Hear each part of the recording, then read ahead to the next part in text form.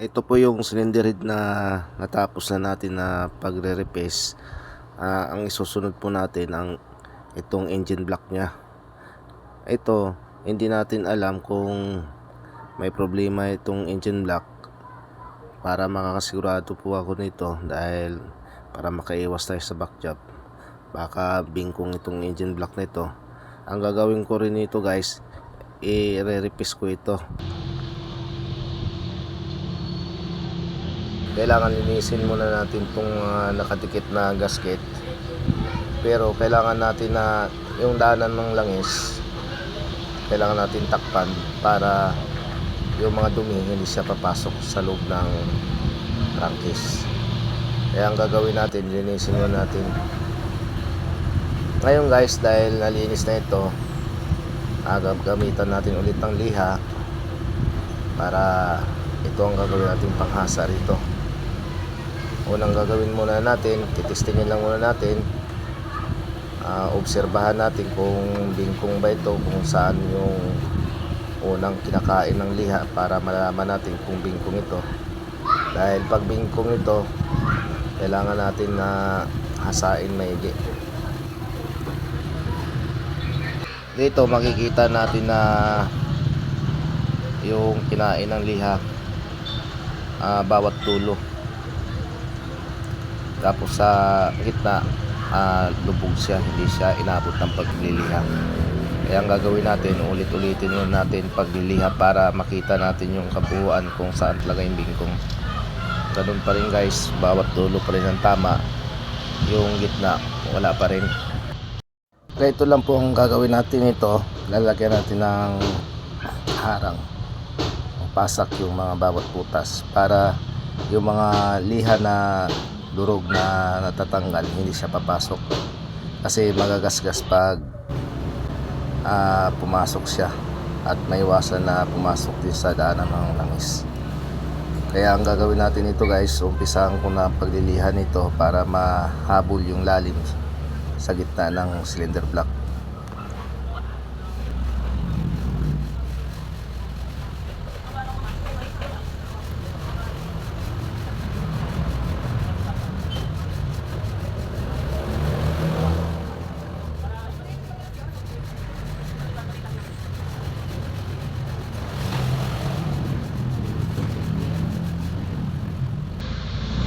Ito guys, medyo maitim-itim pa yung gilid ng liner, at dito sa paikot ng liner,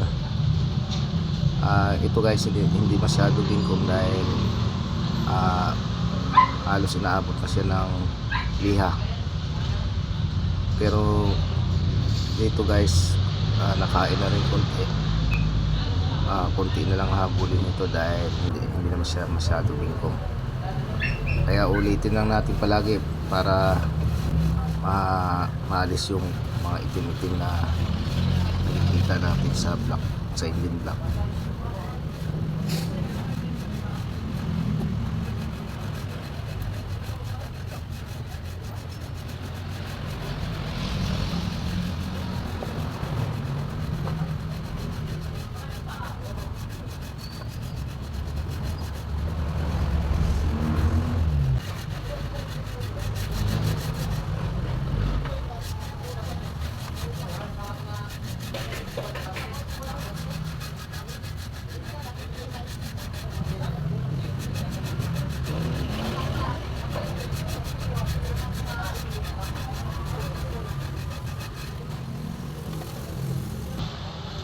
Ito halos na inabot na ng liha.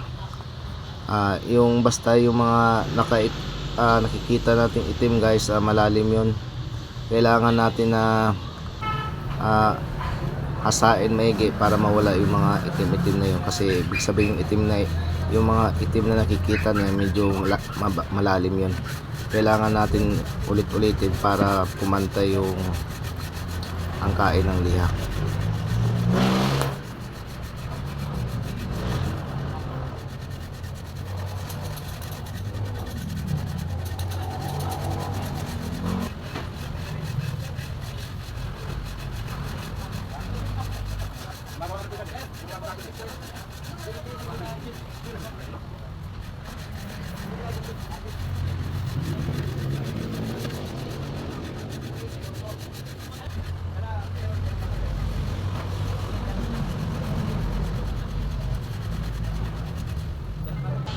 Ito guys, may nakita tayo na itim dito sa gilid na daanan ng langis. Kailangan natin habulin yan dahil dito sa bawat okay na, pantay na siya halos. Kailangan natin habulin yung mawala yung itim na yun para pumantay ito.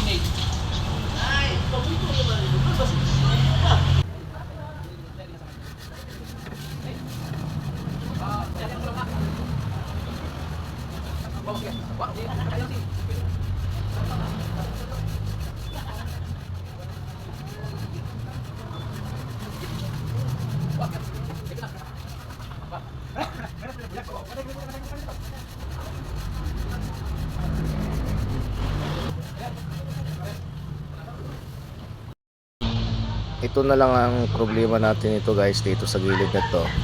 Medyo maitim pa. Pero ito halos na medyo okay na to guys. Malapat na siya. Pero kailangan natin yung itim na yun mawala yun. Kasi ibig sabihin malalim yung parte na yun. Kaya kailangan natin ng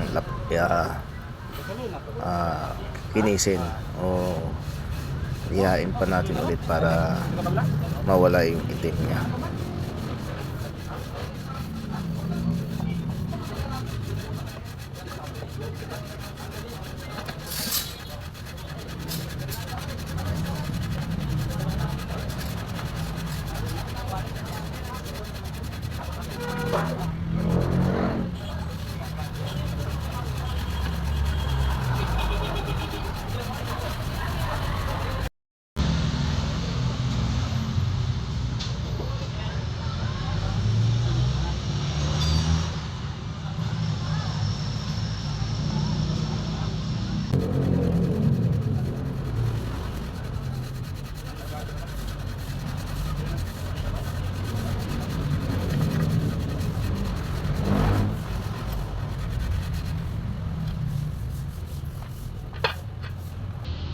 Ito guys, pantay na siya. Wala na tayo nakikita na itim-itim dito sa aluminum. Ibig sabihin pantay na ito. Ito guys, pwede na natin ikabit ang cylinder head nito dahil ayos na siya. Ito yung cylinder head na ni-replace natin. Ngayon guys, ang gagawin natin dito, dahil malinis na itong engine top, ikakabit natin itong cylinder head. Pero ang ikakabit ko nitong gasket guys, na siya, yung lata, dahil itong luma asbestos lang, madali masira. Kaya ang ikakabit ko itong lata na original ito, para mas matibay guys pag original lang ikakabit natin na cylinder head gasket. So ito siya guys, ikakabit na natin to.